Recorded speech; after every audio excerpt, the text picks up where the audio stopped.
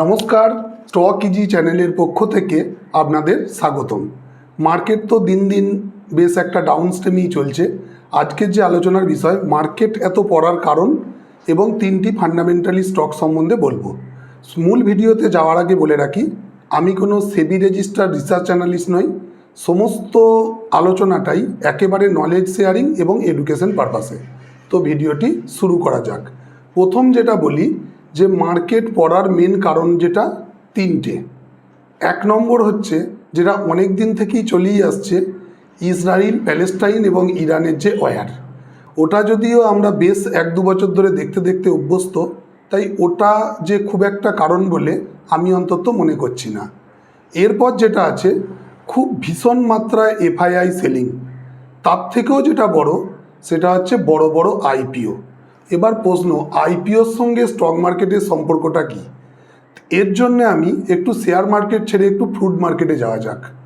বাজারে যখন কোনো ফলের আমদানিটা খুব বেশি পরিমাণে হতে থাকে, অর্থাৎ বাজারে যখন ফলের পরিমাণ প্রচুর বেড়ে যায় এবং খদ্দেরের সংখ্যা সেই লিমিটেড, তখন স্বভাবতই ফলের দামটা কমতে থাকে।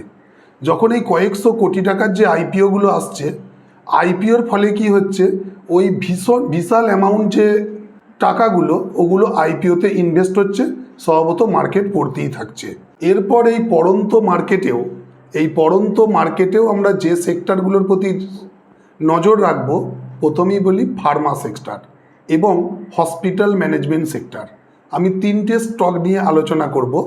Number 1, Supriya life science.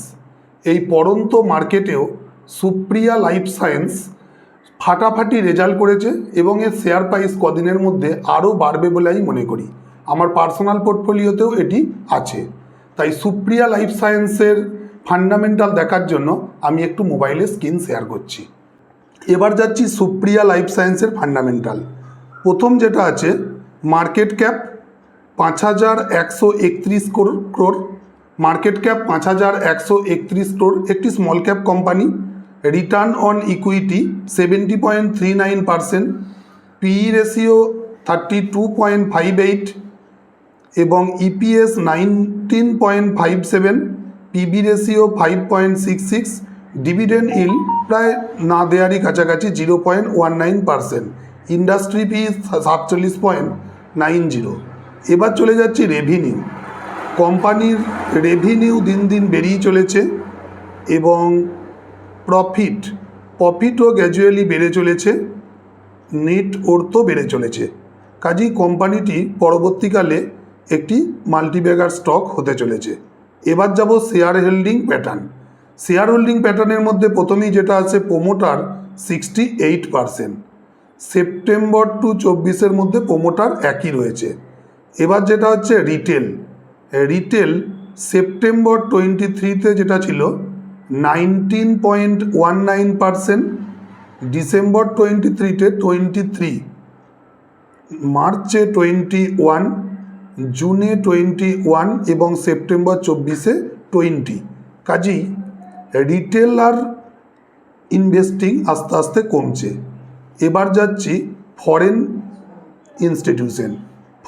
Institution September 23-তে 5.43% এবং গ্র্যাজুয়ালি সেটা বেড়ে চলেছে, যেটা একটি কোম্পানির পক্ষে গুড সাইন।